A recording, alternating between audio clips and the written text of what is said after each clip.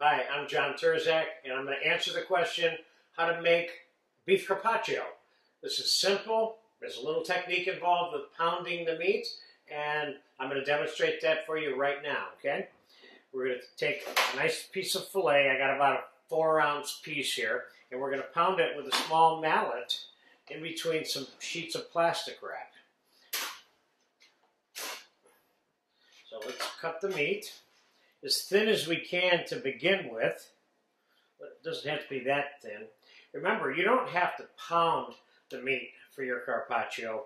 You can cut it extremely thin if you get it cold enough on a meat slicer or by hand. You could serve it like this too. It doesn't have to be paper thin, but I'm going to show you how to make it that way. This is about a 4-ounce piece of filet. I don't know if I'm going to use it all or not, but I think I'm going to pound just about all of it. Now, what cut of meat should you use for this? I would use either filet, a New York, or ribeye. Now I'm going to take a piece of plastic wrap and put it on top of it. This, by the way, is the traditional method for making what many call escallops, or thin pieces of food, okay? Now we're going to use our mallet, the flat side, not the tenderizing part. We don't need to tenderize anything here. Being careful that you kind of keep the meat in one piece.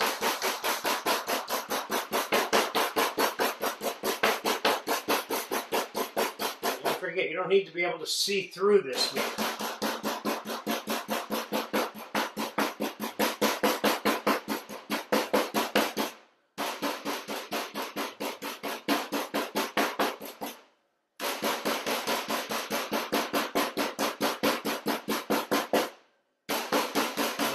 The last one.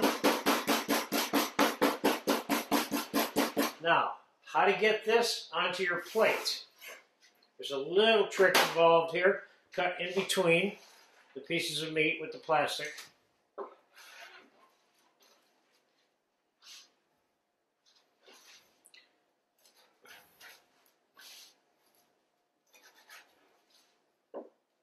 Now, if you want to make carpaccio, but you don't want to pound it all and you want to do part of it ahead of time, you can do that part and put it in the refrigerator for a few hours and then assemble it at the last minute. Once you take the plastic off of this meat, it starts oxidizing, it changes color.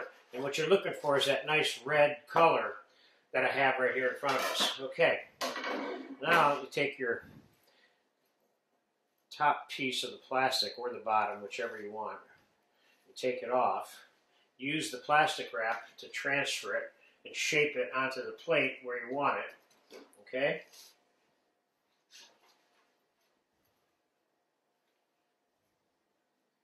It's a simple dish, and there's just tons of varieties of this preparation. Mainly, it's beef, raw beef, but sometimes people use fish, and I myself have made a number of tuna carpaccios and things of that nature. And those are all very good, but the traditional way of making carpaccio is always with beef.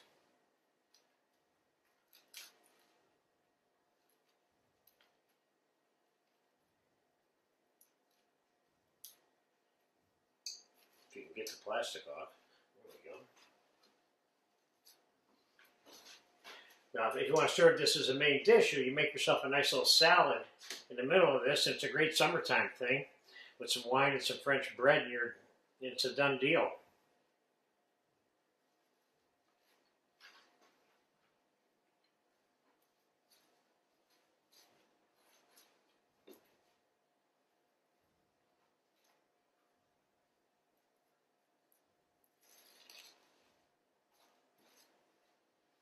And let's push this together now a little bit, make some more room.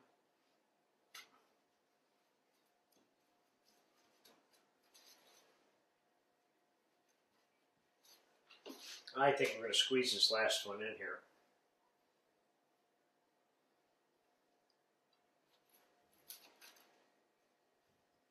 So this is 4.5 ounces of meat. Maybe it might have been as much as 5. It's kind of substantial. With the right amount of bread,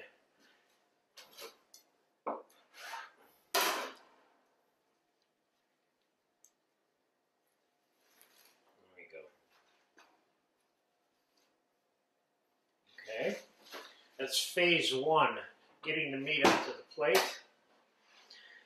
Now, how to garnish it. It varies. Like I said, you can put a little salad in the middle of this. What I'm going to do is take some fresh roasted red pepper and I'm going to season it with a little bit of chopped garlic, not much, and a little bit of olive oil, and some salt and pepper. Just kind of give this one little component a little flavor of its own. I'm going to put this right in the middle, like that. And I'm going to sprinkle a few capers on this.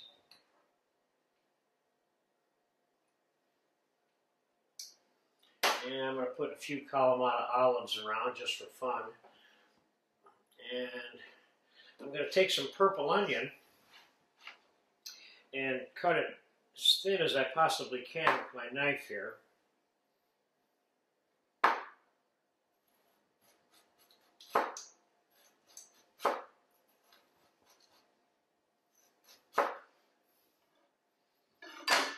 Put a few little pieces of onion here and there without over-onioning it, if there is such a word. Let's put some Parmesan. I have some Reggiano Parmesan here. Let's put some cheese curls on here with our veg peeler. And keep in mind that you want to do this with cheese that's at room temperature. It cuts so much better.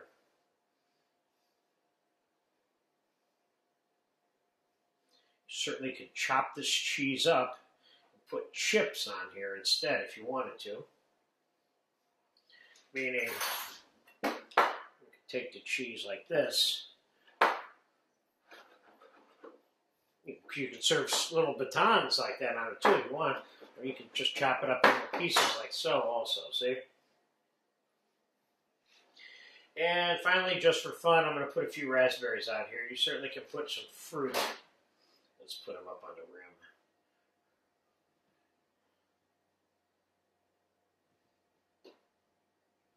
This is a fun little dish. And olive oil, without a doubt. And I would tend to be generous with this, as you can see. And I would put a little bit of salt and pepper over the whole plate.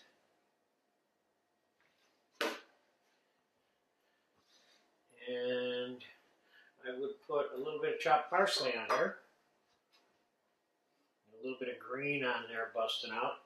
And that's pretty much it for this version of it. Again, there's 100 ways to do this, but this is a good basic understanding of how the meat itself gets put to the plate, okay? There it is. Filet of beef carpaccio for the summer.